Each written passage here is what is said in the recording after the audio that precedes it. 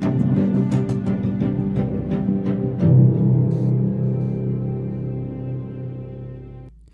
welcome back to the Murdy Creative Co podcast. I'm your host, Colin Murdy, and today's topic is the secret of Amazon. But first, I want to say thank you to everyone who's supported the company so far. If you haven't got a chance, go check us out on the web at murdycreative.co. That's MURDY creative.co. Or you can check us out on Facebook and Instagram by searching at murdycreative.co to see the best of our product shots. Follow us on our social media to keep up to date with our daily photos and be the first one to know about new product launches.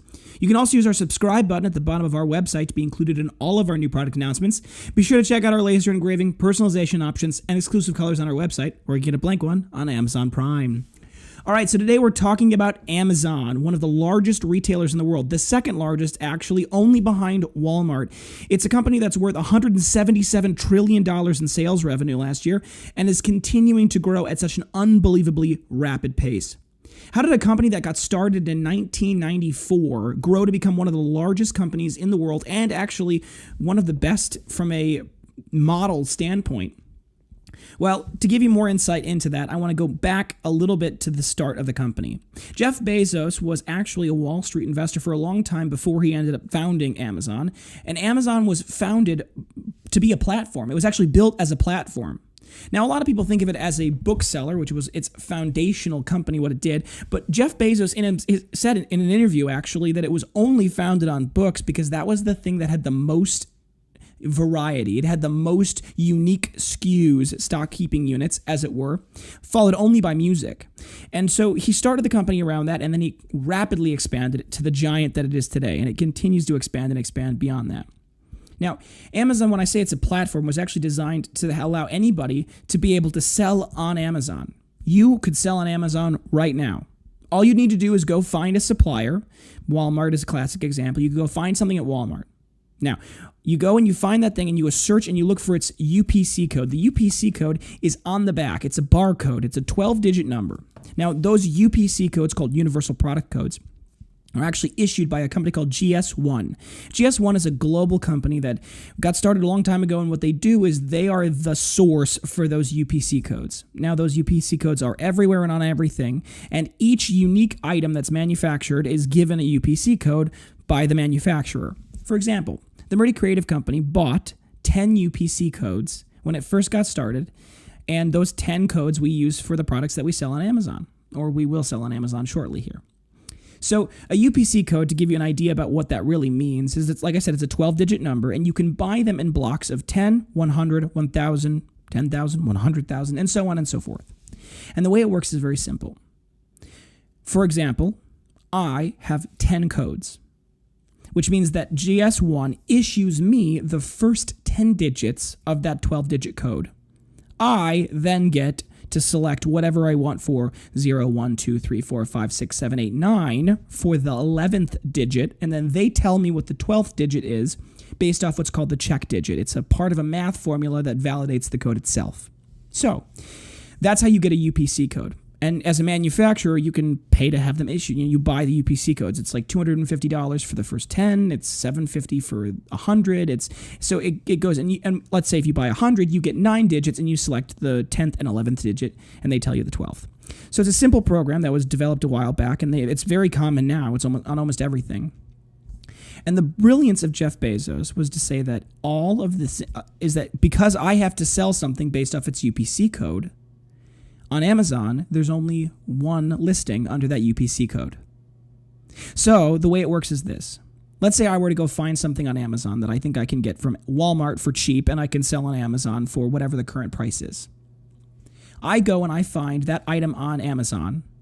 I go type in and say, I want to list my own. Now, all of the data associated with that thing that was uploaded by the first person. So the first person to sell has to put on photos, they put up weight, they put up packaging, they put up all of the associated digital asset, the associated digital content with that item. And then anyone else who wants to sell that item can use that person's digital asset, and they list it for whatever price they want to sell it for. So if you were able to buy a spool of ribbon that you can find on Amazon from Walmart for $1, and Amazon it's selling for $3, all you need to do is type in the UPC code, or the what's called the ANSIN, the ASIN, it's Amazon's number of the UPC code, it's their version. You type in the ANSIN, and you can say, I want to list one exactly like this. And you can say, you know what, I want to list it for $2. Now, all of a sudden, you get what's called the buy box. On Amazon, the buy box is the official name for whoever is selling it at the lowest price. When you sell at the lowest price, with caveats, you get the buy box. Now, when I say with caveats, it's because if you sell it at the lowest price, but you're also constantly having returns, there's constantly customer dissatisfaction, you may not get the buy box. They may give it to someone else. So the buy box is the way that Amazon basically makes everyone who's selling that same thing compete against each other.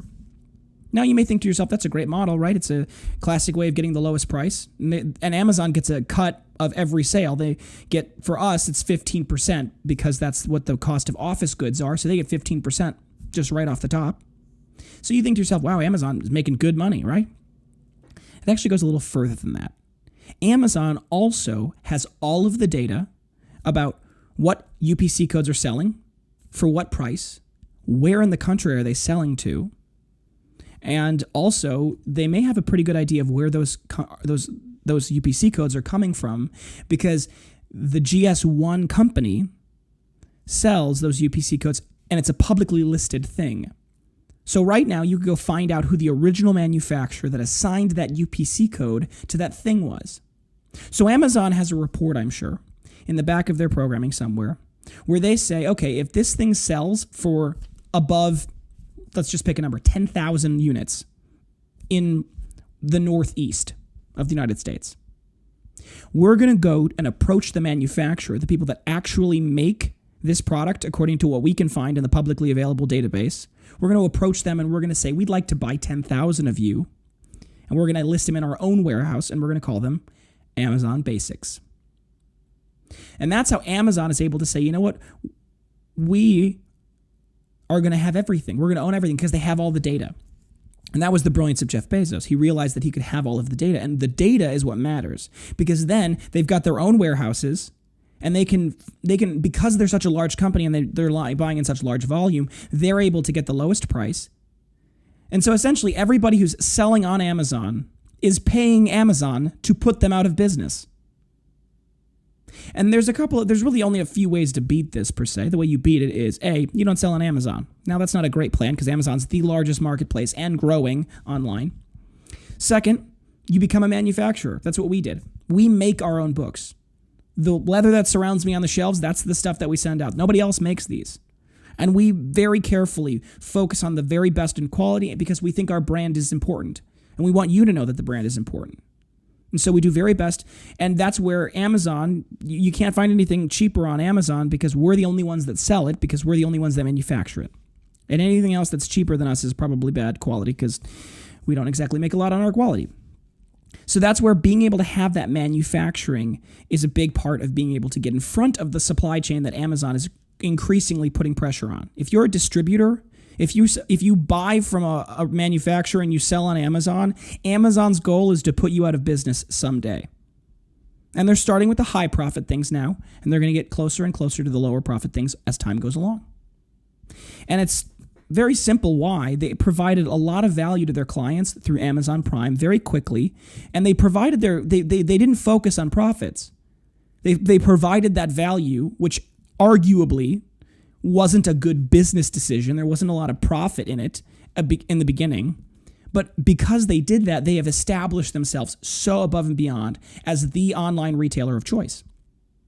Now, one of the other things we can do to help hedge our bets is buy Amazon stock. If you are a consumer of Amazon, you should be buying Amazon stock.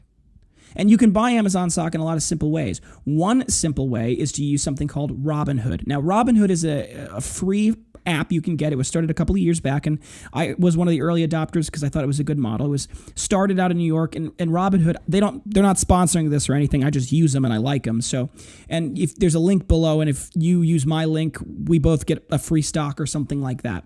But one of the things about the Amazon, you can buy Amazon, is if you buy it on Robinhood, you don't have to pay any commissions. There are 0 commissions. So Robinhood doesn't charge you anything to buy Amazon stock. and you can buy and sell it in the same day. It's essentially instantaneously. So all you need to do is go onto Robinhood and search AMZN, that's Amazon, and you'll be able to see its price. Now, its current price is $1,665 a share. That's quite a bit down from earlier. But in the long run, Amazon wins. They're the one that has all of the data, and they're going to continue to increasingly grow and incorporate themselves into more and more things. They recently bought Whole Foods. They've been continuing to expand further and further, and their model is just stellar from a long-term success standpoint. So that would be my recommendation. And when you buy on Christmas this year, realize that that's part of it. Amazon is a great platform. We strongly recommend it. We use it. But keep in mind how it works. And feel free to buy from our website if you'd like to support us even further. Thank you so much for listening in today. Be sure to check back in tomorrow for our next topic. And don't forget to check that subscribe button below to get the latest podcast right away. If you have any questions or concerns about your leather binder, please feel free to reach out to us on the main page of our website at Murdy Creative Co. Or you can contact us via our Instagram and Facebook. You can text, email, call, direct message, all the usuals, and I'll do my best to be available whenever possible. But I appreciate your patience. That being said, if you think we deserve it, a good review can go a long way to help our podcast grow. And if you have any podcast topics you want to hear more about, send them my way. I'm always happy to engage with our growing community, and I want to give you guys what you're looking for. If you wanted to really help us grow, share it with your friends. The word of mouth is a great way for us to really build our community. If you're looking for multiple binders for gifts, giveaways, menus, really any reason, ask about our bulk discounts. We do have those available. Thank you so much for tuning in. Have a great day, and goodbye.